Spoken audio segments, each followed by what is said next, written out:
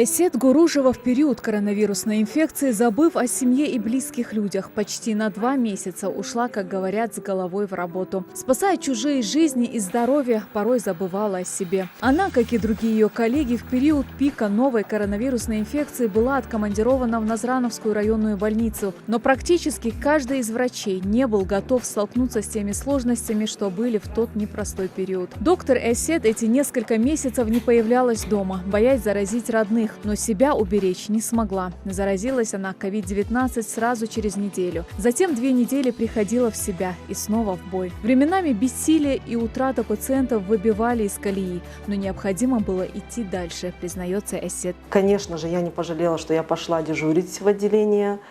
Это в первую очередь мой народ, это наши пациенты, которых мы должны были спасти. Для меня лично самым сложным в период, когда я работала в Назрановской районной больнице в отделении для тяжелых больных, было наблюдать за этими пациентами, как они тяжело переносят эту коронавирусную инфекцию, какие осложнения бывают после этой вирусной инфекции. То есть они попадают в реанимацию.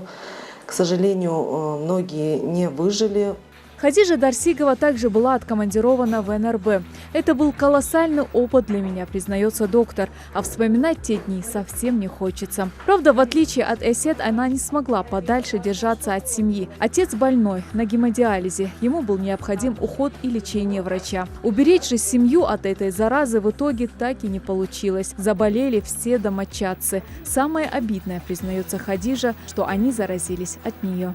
После того, как из-за меня заразились мои родные, чувствовала себя немножко виноватой, потому что все-таки у меня родители больные, и для них это было тяжело. Но с другой стороны, я знала, что мне нужно идти, спасать людей.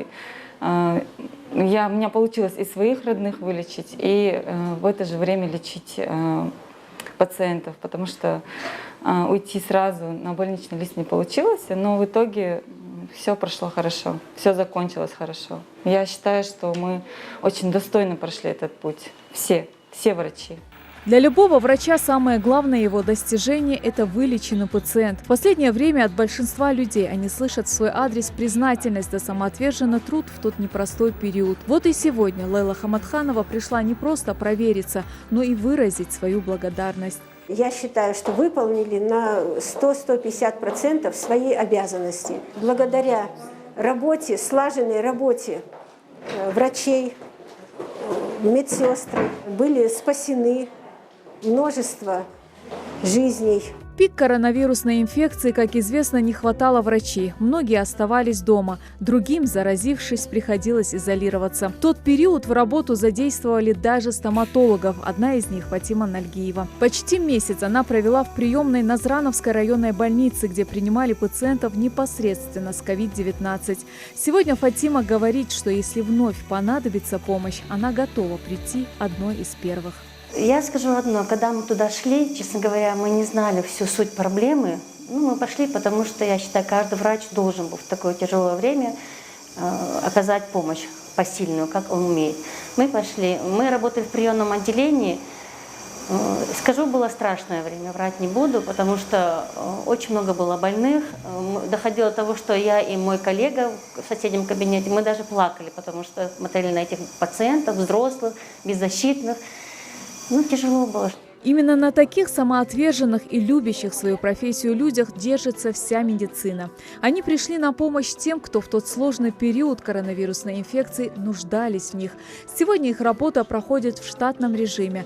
Врачи надеются, что с такой заразой им больше никогда не придется столкнуться. И призывают жителей Ингушетии беречь себя и своих близких, не пренебрегая мерами защиты.